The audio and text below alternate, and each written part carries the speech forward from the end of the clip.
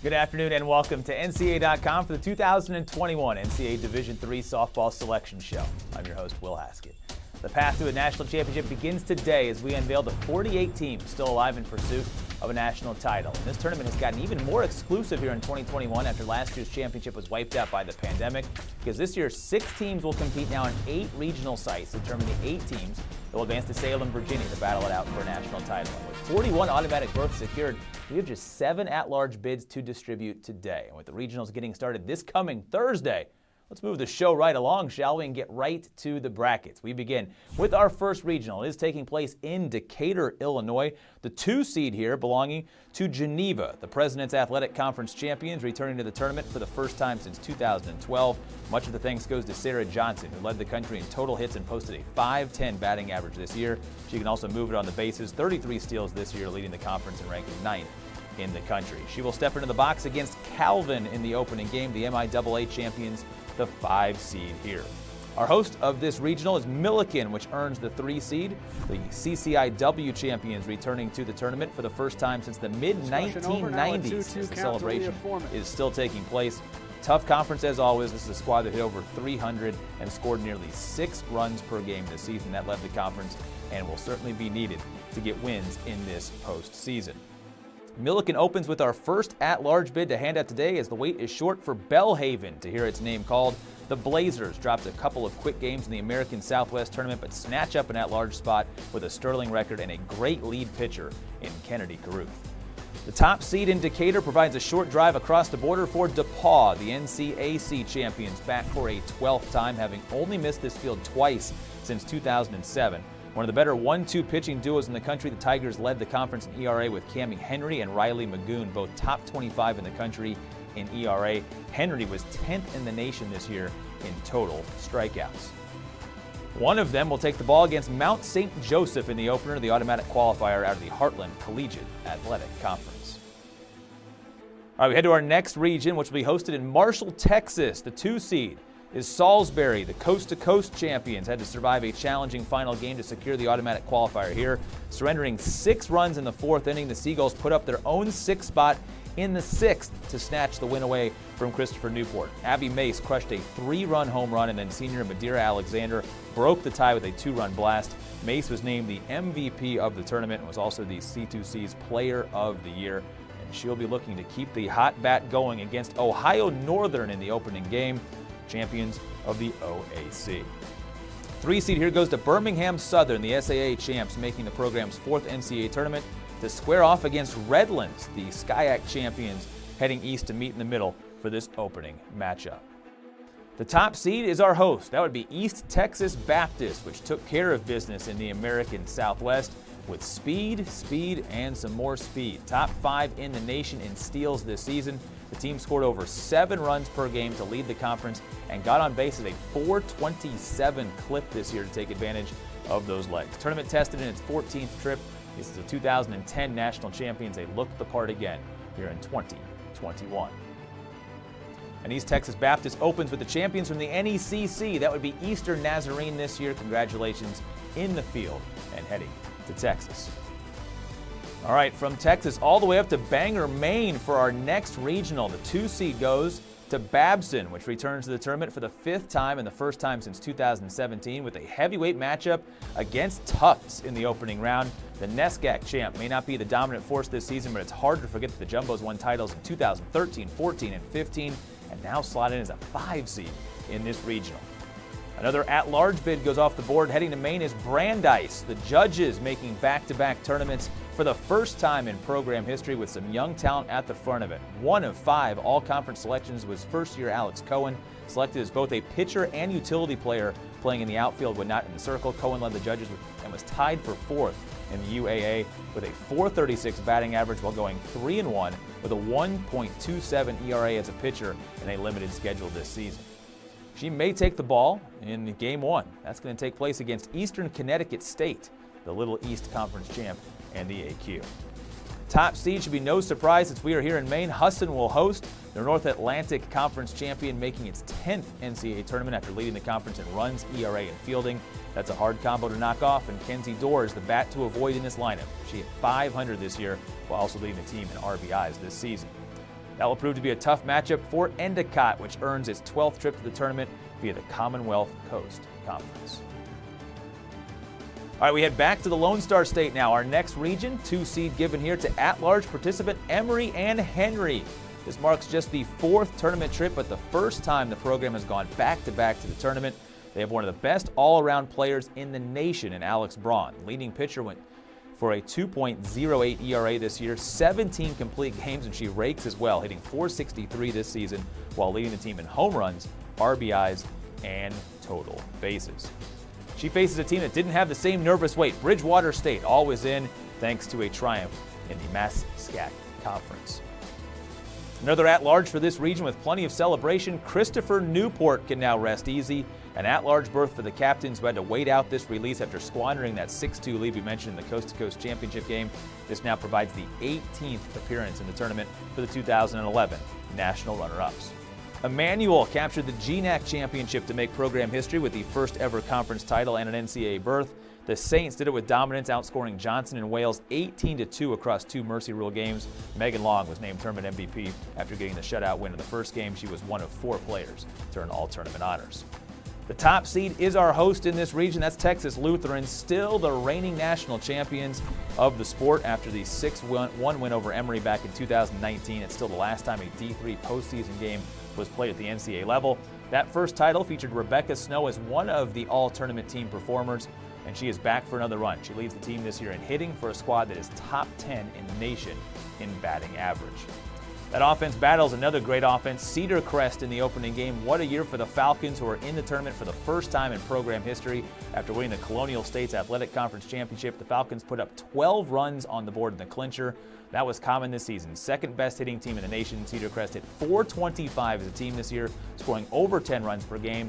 5 different players in this lineup hit .450 or higher this year. All right, we are halfway done. 4 regions down. 4 regions to go. We'll pause, catch our breath, be right back with you for the second half of the bracket after this. For the win! If a champion can teach us anything, it's to stay hungry, to keep our resolve, and to prepare for what's next. So to the players in the college sports community who never stop believing, the end goal is in sight, the ultimate rally, a comeback for all ages. For the fans, the teams, and most importantly, the players. Let's bring on the next champion. We're ready. Welcome back to the Division III Softball Selection Show. 4 regions have been unveiled with 4 more to go, and we dive right back into the bracket. We will travel to our next region. That will be held in Erie, Pennsylvania, the 2 seed. That one belongs to SUNY Geneseo, which has a hat trick with 3 straight tournament appearances after another SUNYAC title. To battle Stevens in the opener, the MAC Freedom automatic qualifier earns the 5 seed here. Rochester hasn't made the tournament since 2016, but used a run through the Liberty League to return to the bracket and slot into this region to play a true road game in the first round, as they will face Penn State Behrend in the opening round. Our host for this region won the Allegheny Mountain Collegiate Conference to get to the tournament for an 8th time and get the boost of sleeping in their own bed for the week. Top seed in this regional belongs to a team that needed to steal an at-large berth from some bubble teams out there. That's St. John Fisher, marking the 11th trip to the tournament for the 2017 national runner-ups. The Empire 8's top hitting and pitching unit couldn't get the AQ, but has the talent to make the trip back to the championship series, no doubt. Emily Trotman leads the offense and will try to spark the lineup to a bigger postseason win. It will start against York, the MAC Commonwealth champion, here in 2021.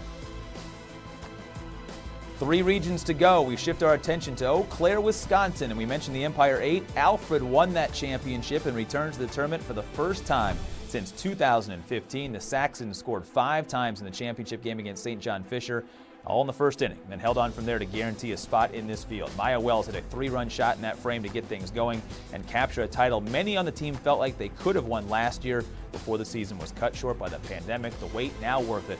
Alfred into the NCAA tournament here in 2021.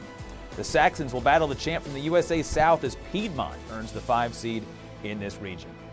A 3 seed for the champs from Linfield, earning a 3rd straight Northwest Conference Tournament championship, outscoring its 3 opponents 28-5 to earn the program's 16th NCAA tournament appearance. Sophomore Taya Kelly had 2 complete game victories in that tournament, raising her season record to 17-4. This is a team with a lot of pop at the plate.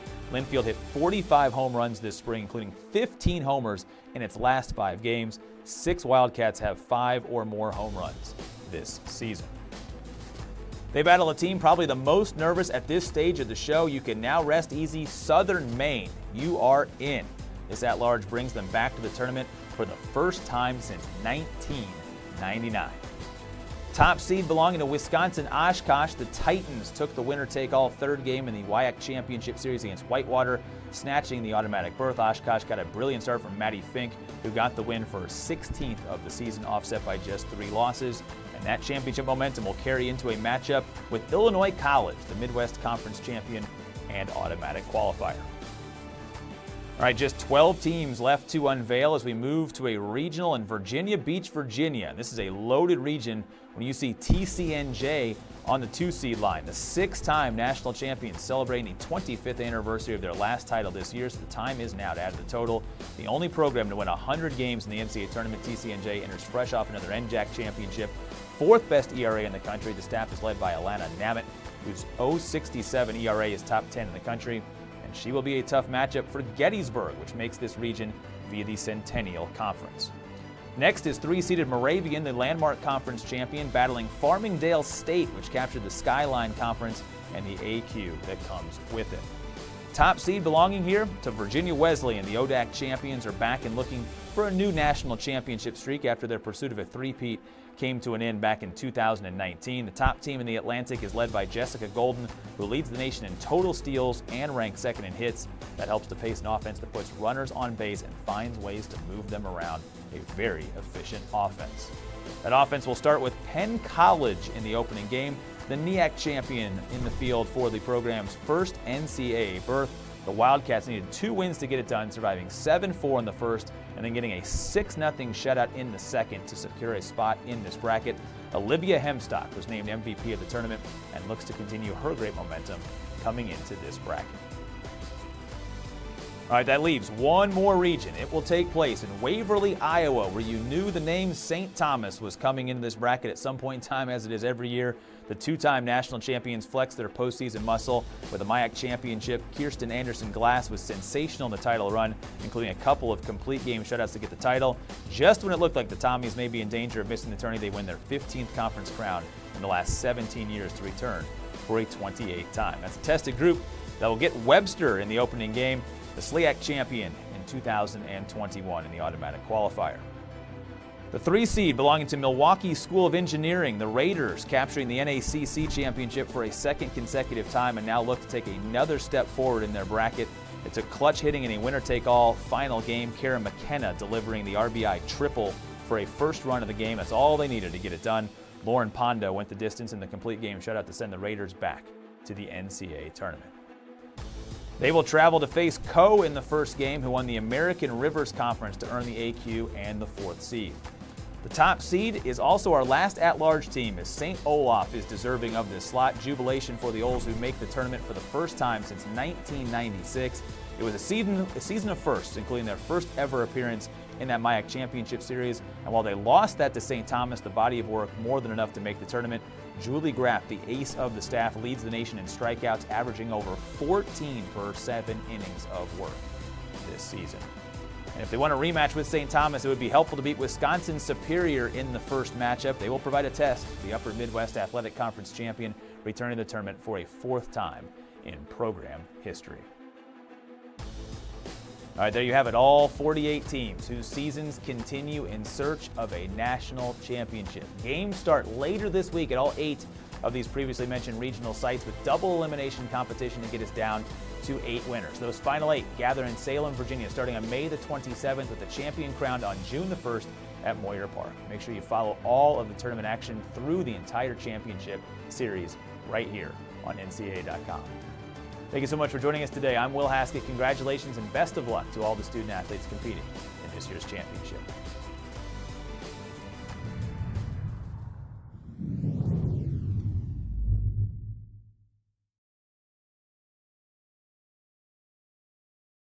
For the win! If a champion can teach us anything, is to stay hungry, to keep our resolve, and to prepare for what's next.